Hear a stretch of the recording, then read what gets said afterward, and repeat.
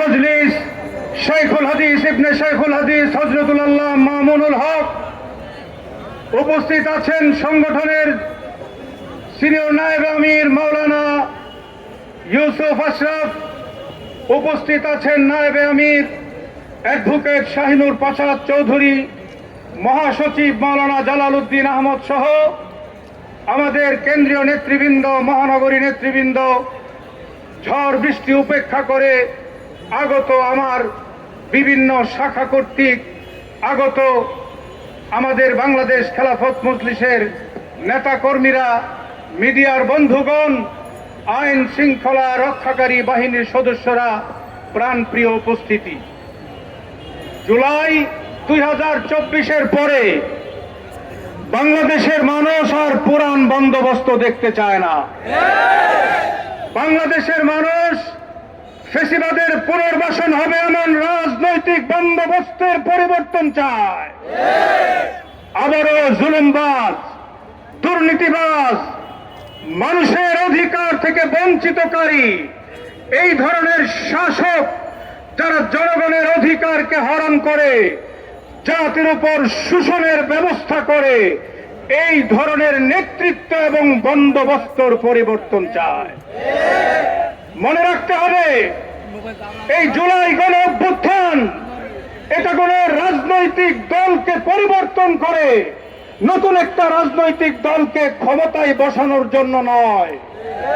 এটা পুরনো বন্দোবস্তের পরিবর্তনে নতুন বন্দোবস্ত কায়েম করার জন্য আবু সাইদ মুগ্ধরা রক্ত দিয়েছিল। এজন্য আমরা বলতে চাই, বাংলাদেশের মানুষ পুরনো বন্দোবস্ত যেভাবে দেখতে চায় না, পুরনো নেতাদেরকেও বাংলার ক্ষমতায় দেখতে চায় না। এবার ইসলামী নেতৃবৃন্দকে বাংলার মসনদে বসানোর জন্য বাংলাদেশের মানুষ প্রস্তুত হয়ে গেছে। আমরা বহু দলের শাসন দেখেছি, আমরা বঙ্গবন্ধুর সোনার বাংলা দেখেছি, আমরা শহীদ জিয়ার নতুন বাংলা দেখেছি, আমরা হুসাইন মোহাম্মদ এরশাদের সবুজ বাংলা দেখেছি, ফ্যাসিবাদী হাসিনার ডিজিটাল বাংলাদেশও দেখা শেষ। এবার এদেশের মানুষ ইসলামের বাংলাদেশ দেখতে চায়, খেলাফতের বাংলাদেশ দেখতে চায়। আমরা বিশ্বাস করি, বর্তমান সংবিধানকে ঠিক রেখে জুলাই সনদ পূর্ণভাবে বাস্তবায়ন করা সম্ভব। আপনারা জানেন, 2025 সালের 5ই আগস্টে জাতীয় সংসদের সামনে যে ঐতিহাসিক জুলাই ঘোষণাপত্র পাঠ করা হয়েছিল, তার 28 নম্বর দফাতে আছে, এই জুলাই গণ অভ্যুত্থানের জনগণের অভিপ্রায় হলো সকল নীতি, এমনকি সব আইন, এমনকি সংবিধানকেও পরিবর্তন করায় এই জুলাই ঘোষণাপত্রে জনগণের অভিপ্রায় হিসাবে উল্লেখ করা হয়েছে।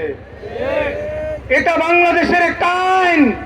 এই আইনকে ভিত্তি করে আমরা বলতে চাই, বাংলাদেশের বর্তমান প্রেসিডেন্ট জুলাই সনদের একটা আইন, জুলাই সনদের একটা আদেশ প্রেসিডেন্ট কর্তৃক ঘোষিত হবে।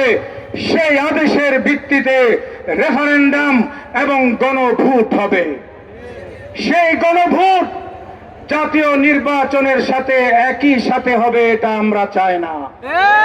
আমরা বলতে চাই, আগামী নভেম্বরের মধ্যে এই সব প্রক্রিয়া সম্পন্ন করে গণভোট দিতে হবে। এই গণভোটে বাংলাদেশের সব মানুষ ঐক্যবদ্ধ হয়ে জুলাই সনদের পক্ষে রায় দিবে। সেই রায় নিয়ে আগামী দিনের যে সংসদ হবে, এই সংসদের প্রথম অধিবেশনে জুলাই সনদকে সংবিধানে আইনি ভিত্তি দিয়ে সংবিধানে তাকে সংযোজন করা হবে। এ হলো জুলাই সনদ। আজকে যারা হাসিনার মতো সংবিধানের দোহাই দিয়ে জুলাই সনদকে বিলম্ব করতে চায়, বুঝতে হবে তাদের মধ্যেও ফ্যাসিবাদী চরিত্র আছে।